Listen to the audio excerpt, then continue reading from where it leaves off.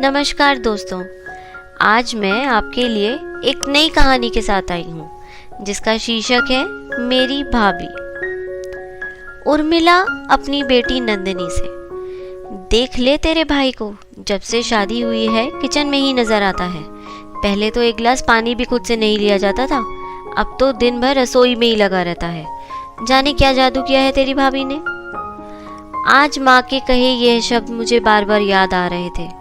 सही तो कहा था माँ ने, भैया पहले किचन की तरफ देखते भी नहीं थे और शादी के बाद अक्सर किचन में ही मिलते थे। एक दिन मेरी भाई से इसी बात पर बहस हो गई थी कि वो सारा दिन औरतों वाले काम में क्यों लगे रहते हैं, क्यों भाभी के आगे पीछे घूमते रहते हैं।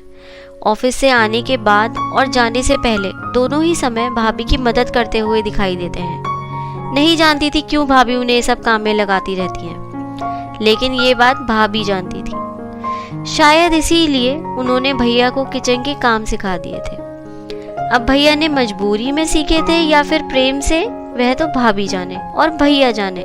लेकिन हाँ, भाभी का सिखाया हुआ यह ज्ञान हमें उस समय बहुत काम आया था जब कोरोना के समय मम्मी पापा, भाभी और मैं, हम चारों ही कोरोना पॉजिटिव हो गए थे।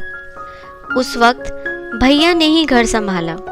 इस समय ना कोई रिश्तेदार मदद करने आ सकता है, ना कोई पड़ोसी। तब भैया का सीखा हुआ काम आया। कभी काढ़े बनाकर देते थे तो कभी खाना बनाते थे। हाँ, उतना स्वादिष्ट तो नहीं बनाते थे जितना माँ बनाती है, लेकिन फिर भी ऐसा तो बना ही लेते थे कि काम चल जाए। पूरा 1 महीना भाभी ने किचन में देखा भी नहीं। 10 दिन तो बेचारी बेड पर ही थी। उसके बाद भी उठती तो चक्कर खाकर गिर जाती थी। एक बार तो लगा कि शायद हम अपनी भाभी को खो देंगे, लेकिन ईश्वर की दया और भैया के प्रयास से सब जल्दी ही ठीक हो गए।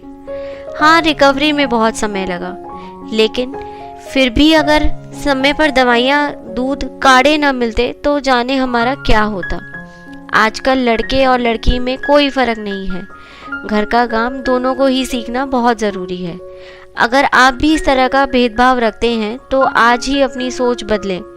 अगर ये कहानी आपको अच्छी लगी तो हमारे चैनल को सब्सक्राइब करना ना भूलिएगा। फिर मिलेंगे एक नई कहानी के साथ। धन्यवाद।